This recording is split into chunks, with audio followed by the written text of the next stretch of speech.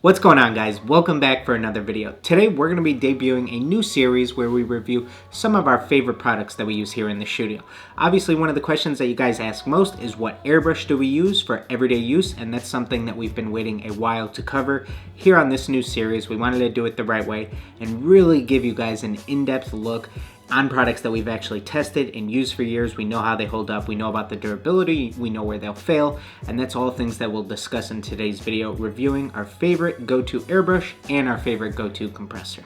So some of the factors that really went into deciding what was going to be our go-to airbrush was of course the cost, and this is a great value airbrush. You could pick one of these up for $80 right off Amazon. This is going to be the Badger Patriot 105. There's a few options that you could pick from on Amazon. We know this is the site where you guys like to buy a lot of your products, so we wanted to make sure it was available on there. So you could pick one of these up, just the airbrush itself, for $80. There is a couple other kits that you could purchase, which will come with hoses and other different attachments, but just the airbrush itself you can get for $80, which is a killer value for something like this that holds up for quite a while. It's a great workhorse. I use it for long periods of time every single day, and it really holds up well. So now opening it up, we have obviously our basic instruction guide. This is going to be a dual action internal mix gravity feed airbrush. It has a 1/3 ounce cup that is permanent on the top. Sometimes you'll get airbrushes where this top cap can screw off, but this one, it's permanently attached. We have a couple different caps right on top of this paint cup. I tend to not use this. I tend to not keep it. You can go ahead and put this on after every single time you're switching on a new paint or something like that, but I just go ahead and keep that off. We also have a nice little cap for the needle, which is nice. This is a great feeling airbrush. Like I said, this is comfortable after holding it for long periods of time. And if you're not familiar with how an airbrush works, so obviously the trigger is the main component of everything. This controls the amount of paint that's going to be coming out right here, and the amount of paint that's going to come out is going to be affected by how hard you're pressing down and how far you're pulling back. So if you don't want a lot of paint coming out, you're going to push down slightly and barely pull back. But if you're trying to do some broader strokes, that's when you're going to be pulling back, and this is when you'll get the most amount of paint coming out through your needle tip. So what we're working with here is a 0.50 milliliter nozzle tip. Now what this means is it's not going to be the tiniest. You're not going to be able to get the world's smallest detailed strokes, but you're going to get a nice wide range, in my opinion, and really perfect for shoes. You're going to be able to get some nice broad strokes to handle the main portions of the shoe, but if you ever need to get in and do any tiny detail work or any stuff within portraits or not, it's also going to be small enough to handle some of that. The main reason that I'm really pro airbrushing over paintbrushing is I think that you can get through a little bit more at a time. If you're potentially working on multiple shoes at a time, or like I always say, you're allowing dry time, you're allowing paint to dry on one pair of shoes, you could always move on to the next pair of shoes that you're working on, get a couple coats in, and then you'll just be able to keep continuously working rather than literally sitting there waiting for paint to dry. So for those of you that are really interested in picking one of these up, we decided that we want to go ahead, break this down piece by piece, and just kind of talk about what each of the pieces do. So if we start at the rear, we're going to go ahead and just unscrew this little handle. What this does is just kind of put a little cover over the back of the needle and start to cover up some of these other valves. Next, we have our needle locking nut. So what this nut does right here is keep the needle from being able to move at all. And if your needle is potentially pulled back at all, what would happen is you're just going to get that same amount of paint flow that you get here at its most compressed state by just lightly pressing. There's no way for the paint to regulate how much is coming out if your needle isn't pushed all the way forward. So this is a very important piece, this needle locking nut. So after we unscrew that needle locking nut, we can now pull out the needle, and you'll see that you always want to keep this nice and clean, and you never want to get this compressed down or anything. If your needle was to ever hit the table and bend or any shape like that, you're no longer going to get a perfectly straight paint flow. So you really want to protect this piece. It's very important. The next piece that we're going to unscrew right here is going to be our needle tube, and what this does is allow the needle to pass through, go straight through the body and out through the front. So we're going to go ahead and unscrew this off. There's quite a few smaller pieces inside, but for the most part, you don't necessarily need to break this down and clean it. This isn't where the airbrush fails, at least in my opinion. So you can kind of go ahead and keep these 3 to 4 little pieces that are inside of this little trap together. So you'll see that there is an alignment that you need to make we have a half circle inside of here, and if you have this piece twisted at all, you can't get it to pull back through that half circle. So if you see that half circle there, you need to make sure that it is aligned with this piece. So this piece, when aligned properly, should be able to pull back and forth super easily. So once we then have that needle tube disassembled, now the trigger's loose and can fall out real easily. So you'll see with our trigger, this is where the needle will pass directly through. So the next piece that we have in here is our back lever. And so what this piece does is this allows the trigger to go back and forth and constantly pushes it forward so that it always goes into the most forward retracted position. So this is also an equally important piece that you need to make sure is lined up properly. So you'll see that it has this curve, and this curve we want to make sure is always facing towards the front of the airbrush.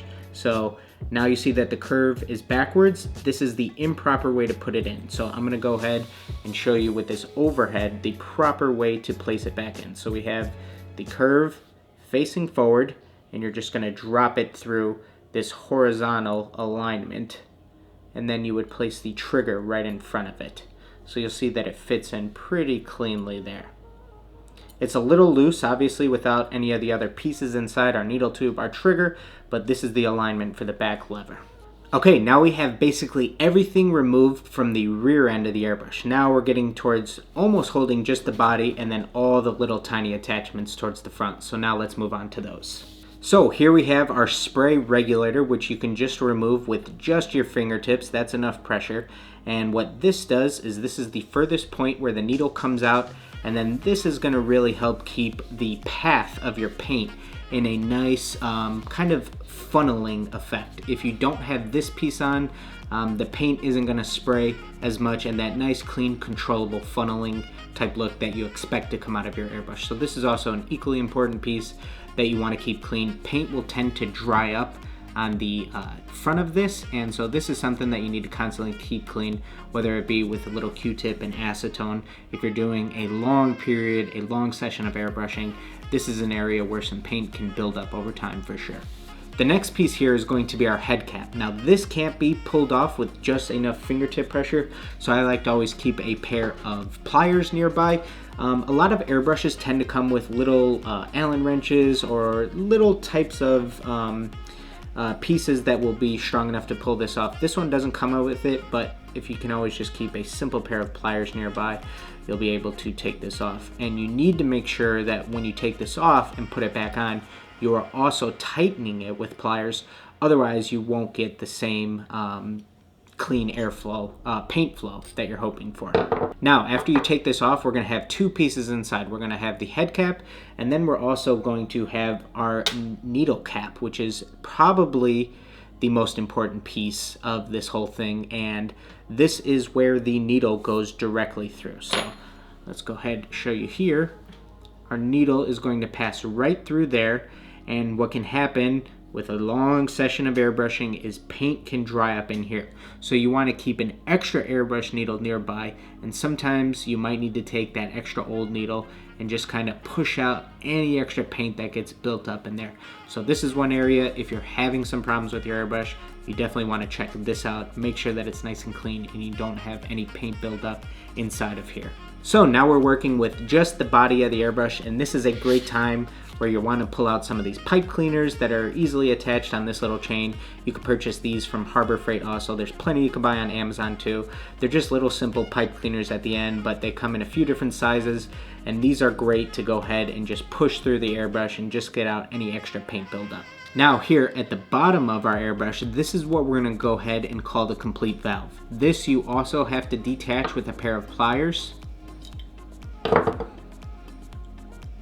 And there's quite a few different little pieces to this. So like I said, this is called our complete valve. So what happens is our trigger is going to go ahead and press down this little valve right here. And what can happen over time is if too much paint gets built up on here, it's no longer going to press up the trigger as much. So you'll be wondering, my airbrush seems to be stuck. I'm constantly spitting out too much paint. I can never get it to spray out the correct amount that I'm hoping for. It seems to just be spraying the full amount the entire time. It's because this little valve right here is decompressed too much. So instead of springing right back up like you'll see, it's just going to be decompressed down because too much paint gets built up on here. So sometimes this is an extra little piece that you need to go ahead and replace. So I use this airbrush all the time, and I have a couple of these complete valves around just in case anything ever goes wrong. This is an area where, you know, after 6 months or a year or so, this is something that just gets kind of beat up over time, and it's something that you're going to want to go ahead and replace. So it's a little spare part that you'll want to keep around just in case you need to keep things moving. So here we have the airbrush completely broken down. It's pretty cool to see, and I just want to point out the areas where the airbrush tends to fail, or where, you know, you need to do any troubleshooting. These are the first areas you want to look. You always want to make sure that you don't have any paint built up occurring on here. You want to make sure that the inside of your needle cap is always clean, there's no dried up paint. And you want to make sure that this, like I said, this complete valve, this little spring is popping right back up, and that's going to be able to make sure that the trigger is constantly being pressed up and down correctly so that you can get that perfectly even paint flow. Other than that, some of the other pieces, you know, you don't need to replace them. That's not why your airbrush is failing. That's not why anything isn't working properly. But those 3 little pieces that I pointed out are the first areas you want to look if anything ever isn't working properly. So now real quickly, just to show you guys, we're going to go ahead and throw a timer on the clock, and let's go ahead and see how quickly I could put this back together. So there you have it. Obviously not too bad once it's something that you work with every single day. I think that an airbrush can look like a lot of pieces, and it can look a little overwhelming and complex and kind of worrisome to use, that who knows how I'm going to be able to use this and understand all these parts. But they're really simple once you start using them a whole lot more, so it's nothing that you need to be afraid of. They're really fun to play around with. It's something that obviously you've kind of always seen, potentially walking through the mall, seeing people do airbrushing on t-shirts, and you've always potentially wanted to play with. That's what I always thought growing up. And then once I started doing these on shoes, they're a lot of fun, and these are a great tool to have in your arsenal for sure. Now, real quickly, I wanted to talk about a compressor. Also, I don't want to spend as much time as we did on the airbrush with the compressor, but this is also a great value compressor. You could pick one of these up from Harbor Freight for $70. If you don't have a Harbor Freight nearby, I think that the compressor is a little bit less important than the airbrush, but you can pick one of these up for $70. I wouldn't go much less if you're potentially just looking for a different one on Amazon or so. $70 is a great price point if you need to have multiples of them, if there's multiple people working in the studio or something like that. This is a great one. It's also not very loud. It's not, it doesn't overheat or anything like that. These hold up really well. I'm gonna show you a new one fresh out of the box, and I'm also gonna show you the same one that I've been using for probably close to 3 years now. So I'm sure that this is a pretty funny sight to see, but here we have one fresh out of the box. This is a 1.6 running horsepower, maximum of 58 PSI oilless airbrush compressor. Like I said, it's pretty quiet, doesn't overheat. This is obviously a total workhorse, as you could tell by this one that, like I estimated, is probably about 3 or 4 years old. If you're wondering what PSI to use with your airbrush, I tend to recommend around 30 PSI. We have this easy to read pressure gauge right here, which you will be able to set by twisting this. So this is a super easy to use airbrush. So there is one little attachment that you need with this airbrush hose that does come with the compressor. So this is an old one. I'm gonna go ahead and show you how this connects onto the new one. And then we're gonna take our new airbrush, and you'll see that it doesn't line up perfectly. So this is the hose that comes with the compressor, and so now we need a little adapter to connect our airbrush to this hose. So here we have this little adapter that allows your Badger airbrush to connect to the typical 1/8 inch airbrush hose that you'll see a lot of the times. You do need this if you wanted to go ahead and pick up the kits that are on Amazon that come with the Badger airbrush hose. What will then happen is you won't be able to connect to this specific compressor. So either way, at some point you need to buy a little adapter, so we're gonna have this link down below. All you do is connect this to the bottom of the airbrush, and then you'll see that it's gonna now be super easy to connect the end of our airbrush hose. Screw that on, and now we're ready to go.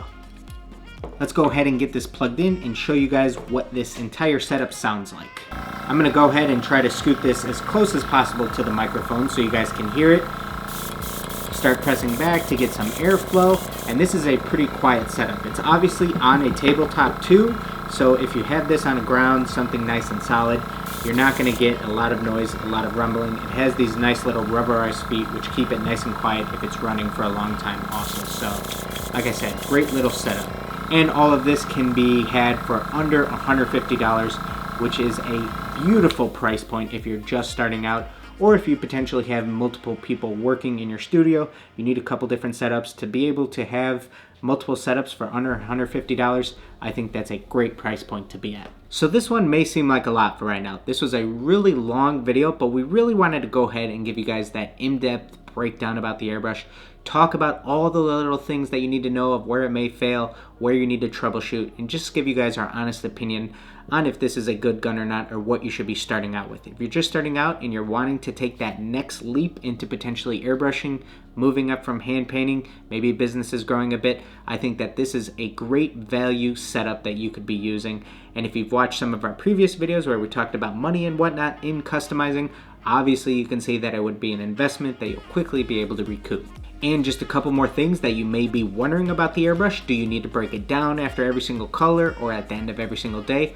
All I do in between colors is spray some airbrush cleaner and you're ready to move on to the next thing. You just need to make sure that you're spraying out nice and clear in between colors, and then you're ready to move on to the next color. At the end of the day, I don't really break down the gun. It's not worth it to me at the end of the day to completely break it down, clean it.